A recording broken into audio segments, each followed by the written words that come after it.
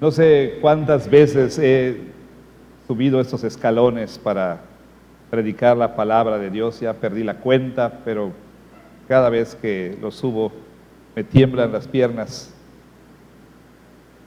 no por la descalcificación o cosas así, sino por la gran responsabilidad que es predicar delante de Dios la palabra inspirada por el Espíritu Santo. Una gran responsabilidad. Quiero pedirles por favor que abran la palabra escrita de nuestro Señor, 1 Corintios capítulo 11. Vamos a centrar nuestra atención esta mañana en versículos 23 al 26 de 1 Corintios capítulo 11.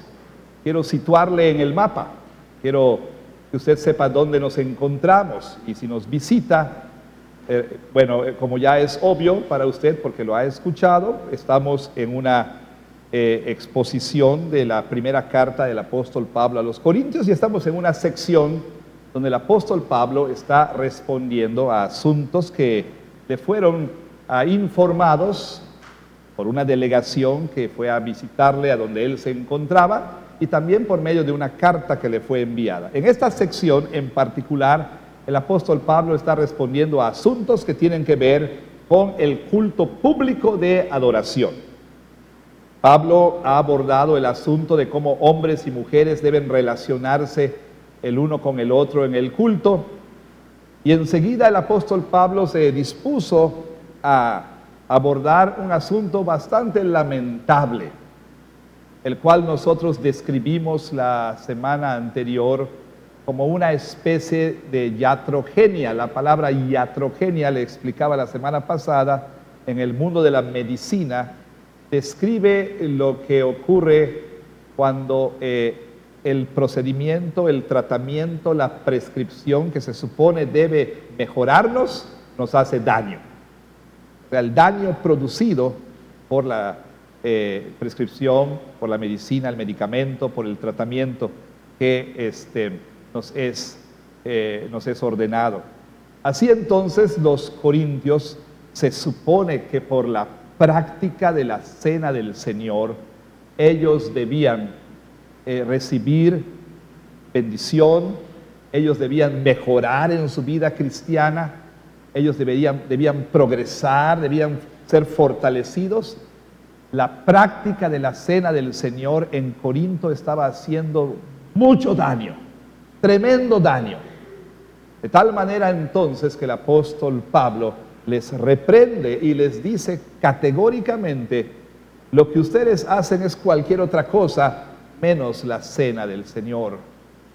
Hablamos de los excesos, los abusos, hablamos de la corrupción de la cena del Señor, de todo lo que estaba ocurriendo allí en Corinto. Pablo no solamente responde a esa distorsión de la cena del Señor, sino que también Pablo procede a corregir lo que estaba ocurriendo. Y eso es lo que vamos a ver el día de hoy, cómo Pablo empieza a responder a lo que ocurría en la iglesia de los Corintios. Vamos a orar. Vamos a rogar que el Señor nos bendiga y nos permita entender su palabra, nos permita creer su palabra y obedecer su palabra. Oremos. Señor bendito, te damos gracias, porque en tu misericordia, y aunque no lo pensemos así, en tu bondad nos has permitido venir a la iglesia el día de hoy para adorarte y para escuchar este pasaje en particular. No es casualidad que estemos aquí. Si algún visitante se encuentra, no es casualidad que le haya tocado venir el día en que este pasaje fue predicado. Te rogamos en el nombre de Jesús, Señor, que el predicador no sea un obstáculo para que recibamos instrucción fiel de tu palabra. Dale la capacidad de explicar el pasaje y de aplicar el pasaje en una manera en que podamos con claridad entender lo que tú le dijiste al apóstol Pablo. Permítele hacerlo de tal manera que podamos nosotros ver el evangelio de Cristo Jesús en este pasaje. Te lo rogamos para tu gloria en el nombre de Jesús. Amén. Amén. Una buena estrategia cuando nuestro pensamiento comienza a errar o cuando nuestra conducta también empieza a desviarse de lo que debe ser, una buena estrategia siempre será regresar a lo básico, a lo fundamental.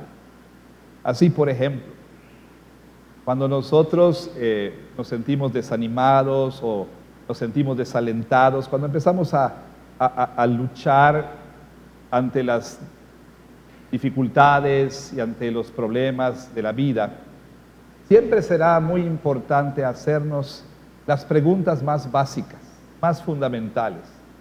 Y una de estas es, quizá la más fundamental: ¿crees que Dios existe? ¿Realmente lo crees?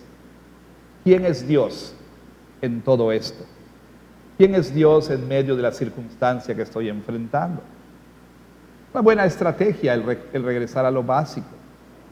También, por supuesto, cuando nosotros notamos que nuestra vida está, desviándose de lo que debiera ser, pues debemos regresar a lo básico. Es como, por ejemplo, si uno necesita reparar algo que se ha descompuesto, pues necesita saber cómo estaba ese objeto originalmente. Y habrá que regresar, por supuesto, a cómo ese objeto estaba antes de que se echara a perder, como decimos coloquialmente. También quizá ha visto que los aparatos eléctricos digitales del día de hoy, cuando algo sucede que estropea todo, pues hay una opción, y esta es la opción de regresar al modo de fábrica. O sea, cuando ahí algo falló y demás, pues regresa al modo en que el fabricante lo dejó, regresa a eso para que entonces pueda corregirse la falla.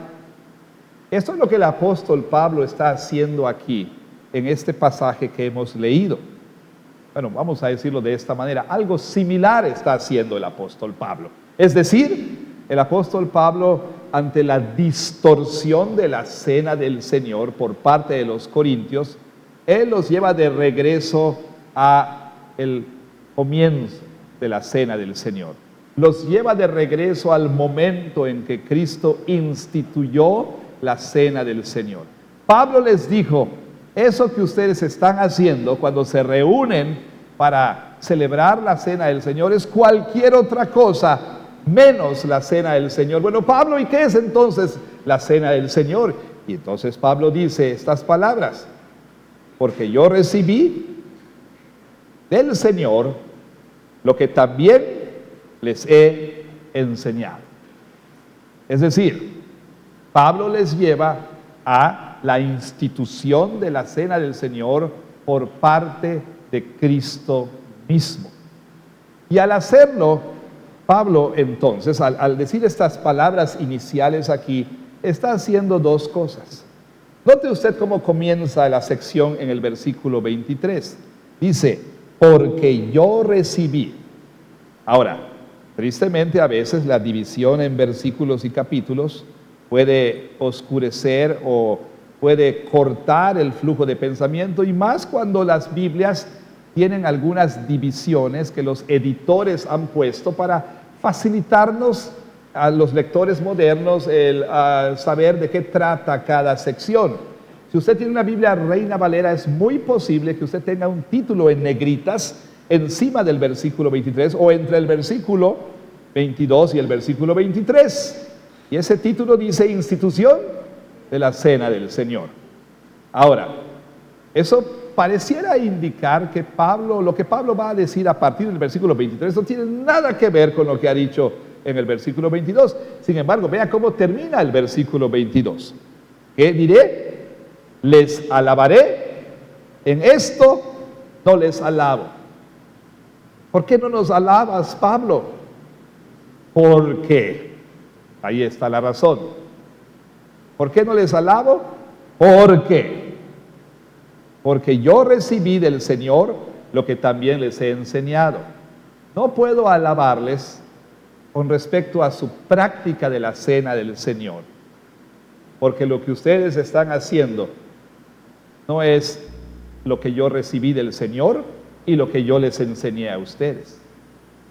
Ustedes han distorsionado de tal manera la cena del Señor que han oscurecido su significado, y la cena del Señor se fue perdiendo poco a poco en medio de esa comida llamada comida ágape o celebración del amor de Dios.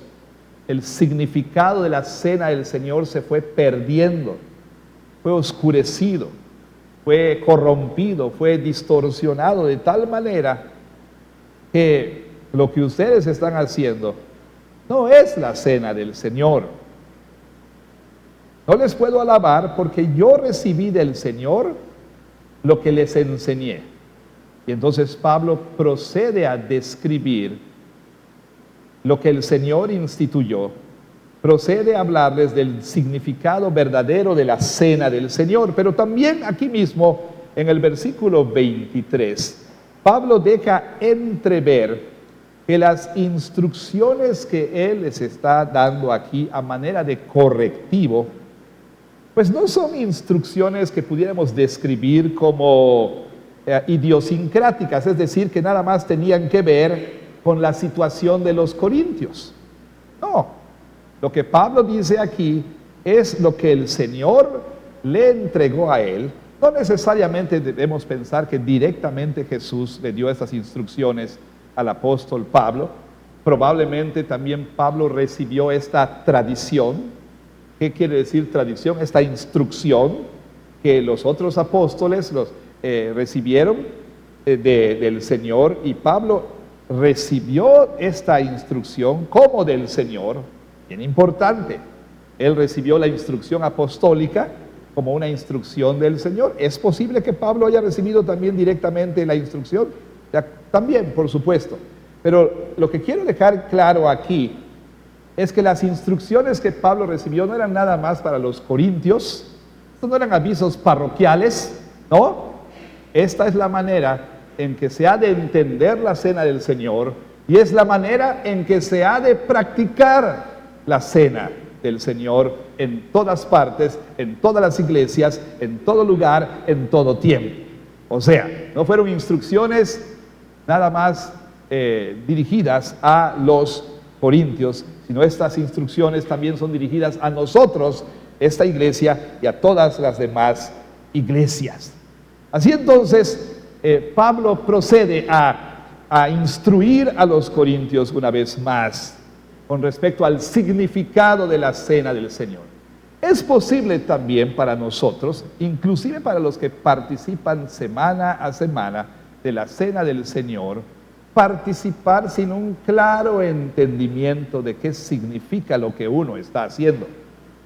Quizá podemos participar rutinariamente, mecánicamente, podemos participar en una manera pues bastante trivial, sin estar realmente pensando y meditando en lo que está sucediendo. Quizá nosotros simplemente pues hacemos lo que se hace semana a semana, sin realmente comprender qué estamos haciendo y por qué lo estamos haciendo y para qué lo estamos haciendo.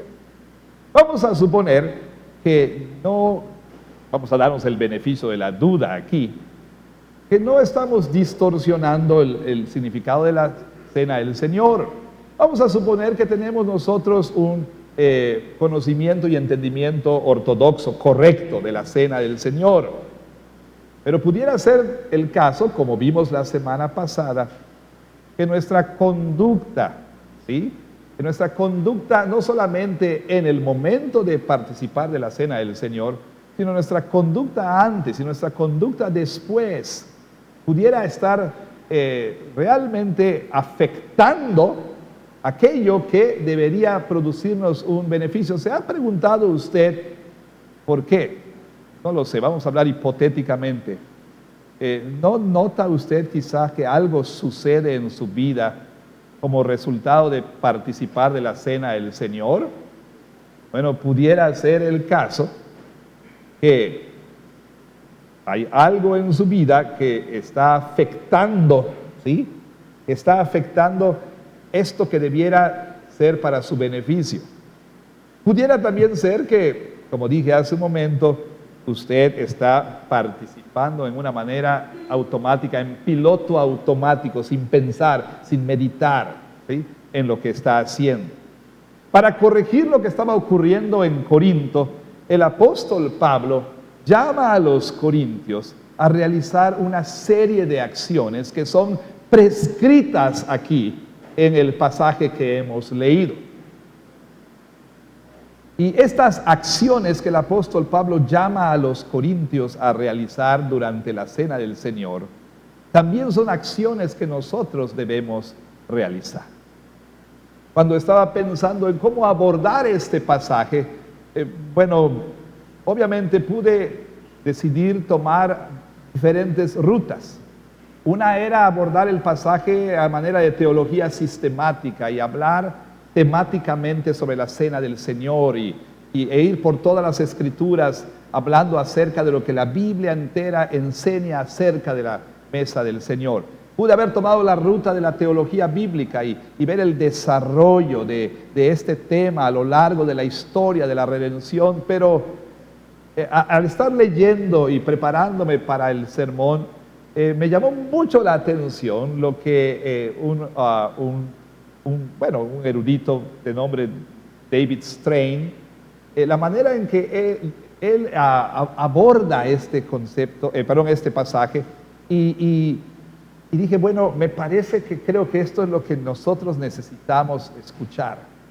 Y dando crédito al doctor Strain por algunas ideas aquí, yo quiero llamarle a usted y quiero llamarme a mí mismo a escuchar al apóstol Pablo y a responder realizando acciones que son necesarias para que podamos nosotros recuperar el significado de la cena del Señor y para que entonces la cena del Señor, por operación del Espíritu Santo, en aquel que participa con verdadera fe, la cena del Señor pueda comunicar los beneficios que Cristo aseguró para su pueblo y podamos ver en nosotros precisamente bendición, beneficio, progreso, podamos ver fortaleza en nuestra vida cristiana. Estas acciones son cuatro y son prescritas por el Señor. No es algo que Pablo inventó, es algo que el Señor mismo instituyó. ¿Cuáles son estas acciones? La primera de ellas es el que nosotros, al participar de la mesa, podamos ver, podamos observar, podamos nosotros cuidadosamente observar. ¿Observar qué?, se preguntará usted. Note que dice el apóstol Pablo aquí, versículo 23. Porque yo recibí del Señor, dice así, lo que también les he enseñado, que el Señor Jesús, la noche en la que Él fue entregado, tomó pan, dice el apóstol Pablo, tomó pan, y habiendo dado gracias, lo partió. Vamos a detenernos allí y pasar al versículo 25. Asimismo tomó también la copa después de haber cenado. El apóstol Pablo llama a los corintios a observar qué estaba pasando allí en Corinto. Se había vuelto una reunión social. Se había vuelto esta celebración una ocasión para estar con los amigos, para disfrutar alguna comida, para ponerse al día, ¿sí? Y estaban pensando en todo menos en la cena del Señor. Lo mismo puede ocurrirnos a nosotros en el momento en el que se celebra la cena del Señor, estar distraídos, estar viendo para todos lados, estar conversando con una persona a un lado, en lugar de observar. No por nada el Señor nos dio símbolos sensibles, símbolos visibles. Verá usted, la palabra de Dios nos instruye a los cristianos. Cuando nos reunimos para adorar al Señor, nos instruye ¿a qué? Nos instruye a cantar la palabra, leer la palabra, orar la palabra, predicar la palabra o escuchar la palabra en el caso de ustedes. Y también nos instruye la palabra de Dios a ver la palabra. ¿Dónde vemos la palabra? En el sacramento o en los sacramentos, bautismo y Santa Cena. Pablo habla de algo que Jesús hizo, algunas acciones y unos elementos. El Señor Jesús, nos dice Pablo, tomó pan y tomó una copa y realizó ciertas acciones. Tomó el pan, lo bendijo, lo partió y lo dio. Tomó el pan, lo bendijo, lo partió y lo dio. Y asimismo tomó la copa e hizo lo propio. Estas acciones no son casuales. Las acciones que Jesús realizó en la institución de la cena nos recuerdan las alimentaciones milagrosas de Jesús. Si usted lee con cuidado los relatos de los evangelios de la alimentación de los 5,000 y de los 4,000, podrá usted leer ahí que el Señor Jesús hizo esas acciones. Tomó el pan, lo bendijo o dio gracias, lo partió y lo dio a la gente. Ahora, los evangelistas que registraron esos eventos fueron muy cuidadosos de registrar el evento a la luz de la esperanza de los profetas de un gran banquete, vamos a usar una palabra técnica, escatológico, que vendría al fin de los tiempos, el gran banquete que habría cuando Dios viniera a restaurar a su pueblo. ¿Sí?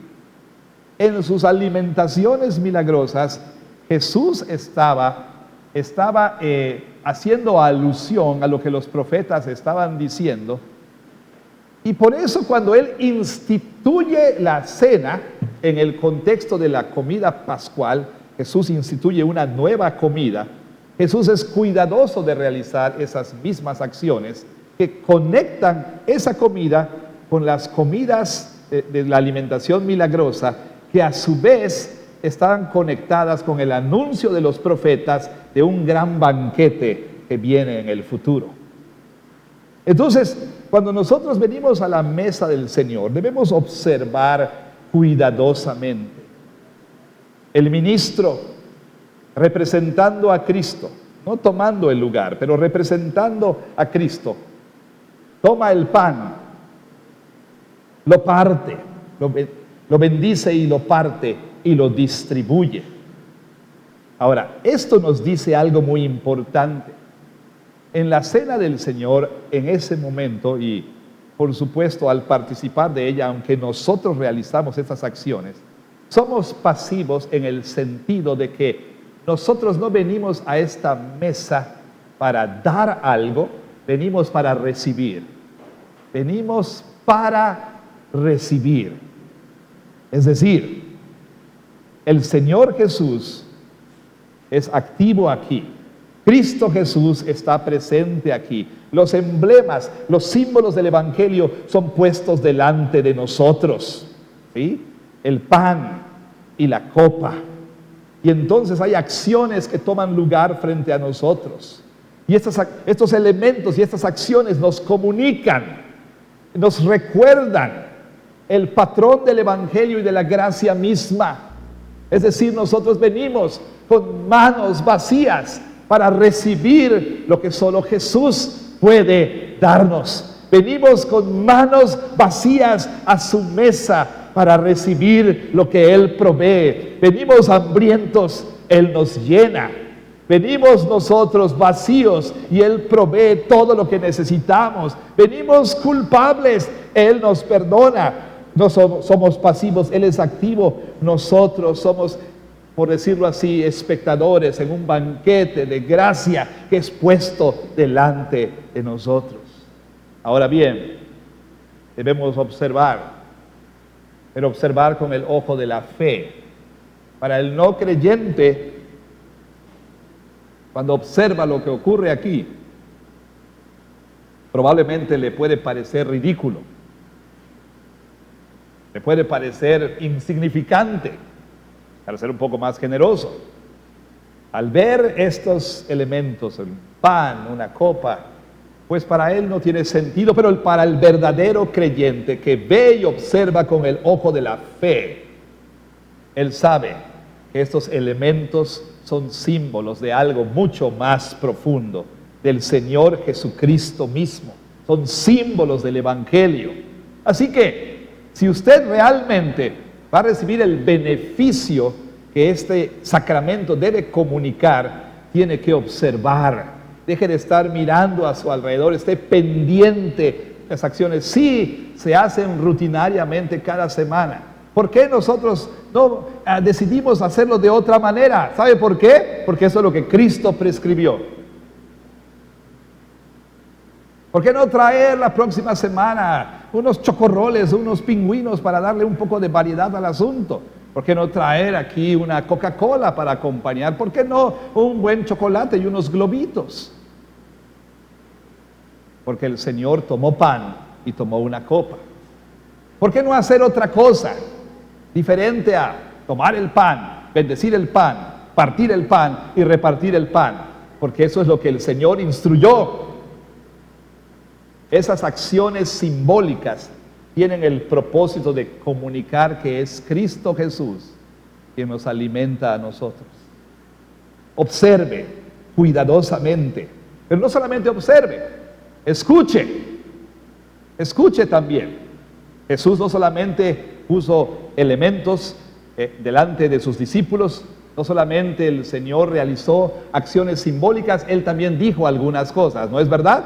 Vean qué dice el apóstol Pablo, porque yo recibí, versículo 23, del Señor lo que también lo que yo les he enseñado, que el Señor Jesús, la noche que fue entregado, tomó pan y habiendo dado gracias, lo partió y dijo: coman, esto es mi cuerpo, que por ustedes es partido. Hagan esto en memoria de mí. Asimismo, tomó también la copa después de haber cenado, diciendo: esta copa es el nuevo pacto en mi sangre. Hagan esto todas las veces que la bebieren en memoria de mí. ¿Se habrá preguntado alguna vez, o permítame hacerlo en forma de pregunta, alguna vez usted se ha preguntado por qué las palabras de la institución tienen que ser leídas o tienen que ser recitadas cada vez que se celebra la cena del Señor? ¿Por qué? ¿Por qué se tiene que decir eso? Bueno, porque estos elementos ordinarios, este pedazo de pan, esta pequeña copita, toma un nuevo significado. Es la palabra escrita, y la palabra, por supuesto, escrita cuando es hablada, es lo que interpreta el pan y el vino. Nosotros estamos tan acostumbrados a esto, los que hemos crecido en la iglesia, los que pues tenemos cierto, no sé, pues pedigrí evangélico, protestante, lo que usted quiera, que venimos de varias generaciones de cristianos, pues estamos tan acostumbrados a esto. Pero la verdad de las cosas es que los no creyentes, y cada vez más será esto el caso, cuando entran a una iglesia, van a entrar a un territorio completamente desconocido. ¿Por qué? Porque el mundo se está volviendo un mundo cada vez más post-cristiano.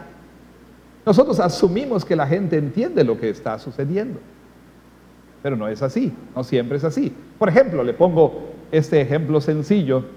En una iglesia en uno de los estados más liberales de la Unión Americana, los estados del noreste, el pastor un domingo en particular, anunció que el siguiente domingo iban a celebrar la cena del Señor. Y entonces, entre semana recibe un correo electrónico de una persona que recientemente había empezado a asistir a la iglesia, preguntándole: pastor, ¿qué debo traer para la cena? Es de traje, ¿no? Nos da risa, pero eso nos da a entender La gente no puede entender, bueno, cada vez menos gente entiende el significado de estas cosas. La palabra de Cristo, ¿sí?, le dio un significado nuevo a esos elementos ordinarios. Jesús dijo: esto es mi cuerpo y esto es mi sangre. En el contexto de la cena pascual, Jesús le dio un nuevo significado a esos elementos que serían parte de una nueva comida que el pueblo de Dios celebraría a partir de entonces. Dicho sea de paso, la cena del Señor no sustituye a la Pascua, más bien realiza todo aquello que era prefigurado en la Pascua. Bueno, no tenemos el tiempo para desarrollar esto. ¿Hay alguna pregunta en la sobremesa? Los tres de ustedes que nos escuchan pueden mandar sus preguntas. Bueno, entonces, por cierto, este jueves debemos grabar, así que manden sus preguntas del anterior y de este también. Bueno, comercial, listo. Bien, así entonces, nuestro Señor Jesucristo dijo: esto es mi cuerpo, esto es mi sangre. Cuando el ministro dice estas cosas, estemos atentos. Estemos atentos. Los niños que puedan estar atentos. También recuerdo de un niño que empezó a asistir a la iglesia, y cuando llegó el tiempo de la cena del Señor, el niño emocionado dijo: ¡qué rico! Snacks, botanas, ¿no? Pensaba que iba a ser el momento en que iban a tener ahí las botanas. Hay que estar atentos para escuchar qué dijo Jesús. Esto no es nada más pan.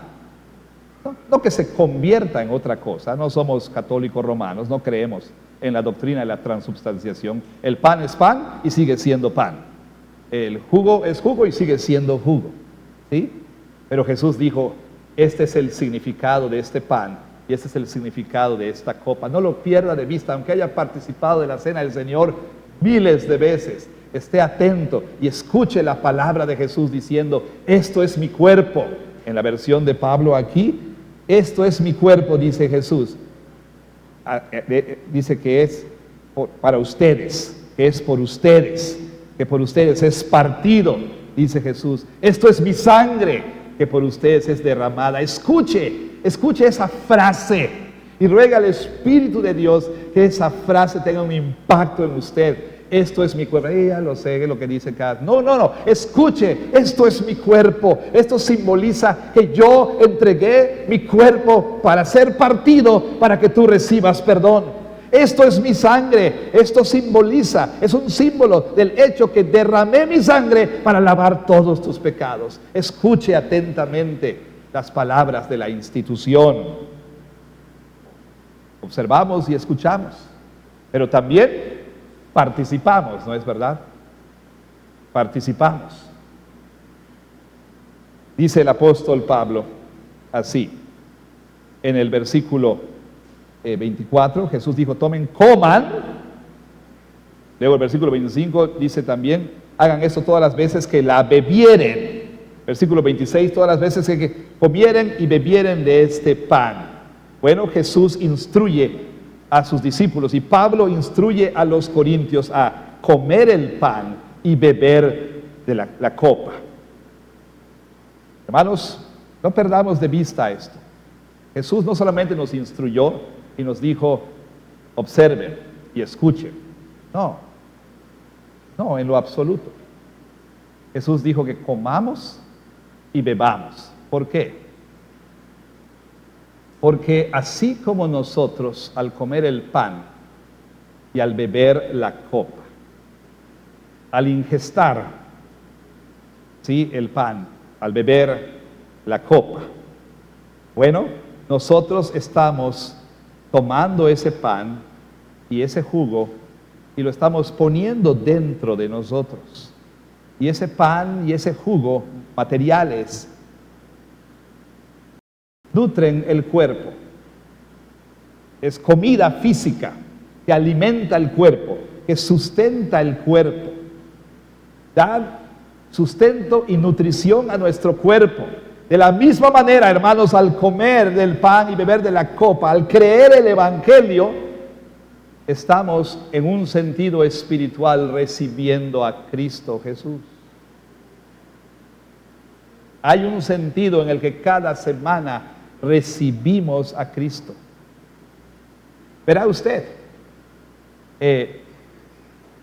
la instrucción de comer y beber tiene ese propósito de que usted y yo entendamos que esto no es un memorial nada más.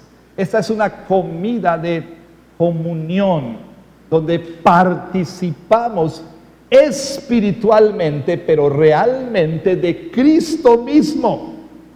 Cuando usted viene a la mesa del Señor, recibe ultimadamente no de la mano del ministro, sino de la mano de Jesús mismo, el alimento espiritual de su propia carne y su propia sangre. Jesucristo se convierte en el alimento, en la comida que sustenta al creyente.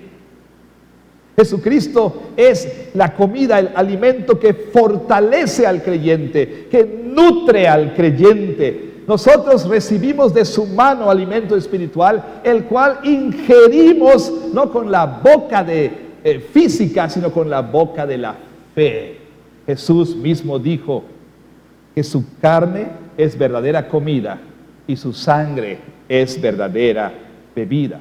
Recordará usted que dijimos esto la semana pasada. Recordamos un punto importantísimo con respecto a la cena. La cena del Señor no es un mero memorial, no es menos que un memorial, pero no es un mero memorial, porque en la cena del Señor no estamos aquí recordando a alguien ausente. En la cena del Señor estamos aquí participando del cuerpo y de la sangre de Jesucristo. Estamos teniendo comunión con Él que está presente aquí. Pero ese es un gran problema que nosotros tenemos. Estamos tan distraídos y hacemos esto tan trivialmente. Hacemos comentarios jocosos sobre el pan y sobre la copa y decimos que nos den más, que sería bueno que el pan estuviera más grande y que nos dieran un vaso entero y decimos está malo el pan pero no estamos pensando en qué es lo que sucede cuando comemos de ese pan y de esa copa, bebemos de esa copa. Estamos comiendo espiritualmente y bebiendo espiritualmente el cuerpo y la sangre de Cristo. Usted está recibiendo a Cristo y todos los beneficios que Cristo aseguró por su muerte y resurrección. Está usted teniendo comunión, ¿no lo dice el apóstol Pablo en el capítulo 10? Dice, la copa de bendición que bebemos no es participación de la sangre de Cristo, ¿se acuerda? No es coinonía, no es comunión. El pan que bendecimos no es participación del cuerpo de Cristo. No, usted no está comiendo nada más un pedacito de pan y un sorbito de jugo barato comprado en Oxxo. No, usted está teniendo comunión con Cristo Jesús y está recibiendo a Jesús y todos sus beneficios. Pero para eso se necesita verdadera fe. Y por último, no solamente nosotros participamos, por supuesto, pero también hacemos algo más. Proclamamos. Lo dice aquí el apóstol Pablo, ¿no es verdad? Dice así. Dice, así pues, versículo 26.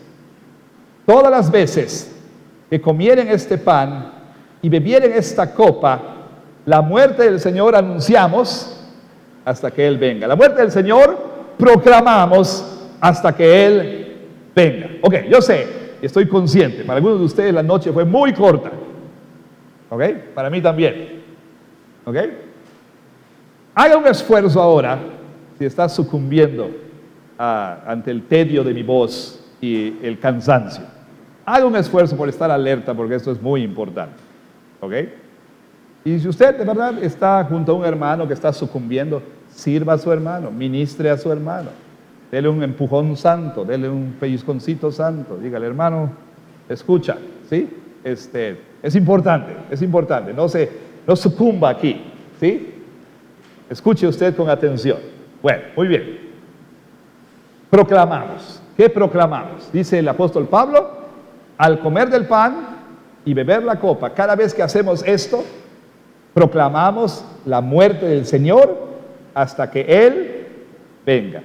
Bueno, eso quiere decir en términos prácticos que usted y yo, cada vez que participamos de la cena del Señor, somos una especie de predicadores. Y nos estamos predicando el uno al otro. Estamos proclamando algo el uno al otro. Y eso, por supuesto, viene a realzar la dimensión corporativa de la cena del Señor. No tiene ningún sentido, si la cena del Señor fuera un asunto meramente individual, que haya ese elemento de proclamación. ¿Por qué? Porque, bueno, si es un asunto individual, es entre Dios y yo, no tengo que proclamar nada. Pero al participar dignamente de la cena del Señor, al comer del pan y beber de la copa, estamos proclamando algo. ¿Qué estamos proclamando?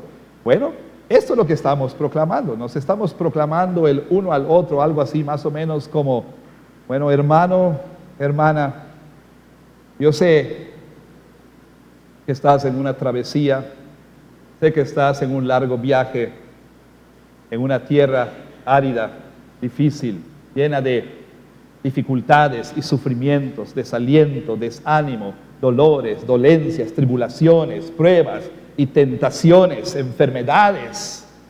Yo sé, hermano, que quizá estás cansado, quizá estás desalentado, quizá vienes este día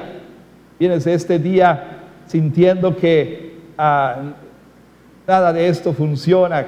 Quizá vienes aquí el día de hoy rendido, ya casi a punto de sucumbir. Quizá vienes este día desalentado y cansado, hermano. Recuerda que Jesucristo es suficiente. Hermano, recuerda que el Señor Jesús es suficiente. Tómalo, recíbelo, ¿sí? Él es tu pan, Él es tu sustento. Tómalo, recíbelo.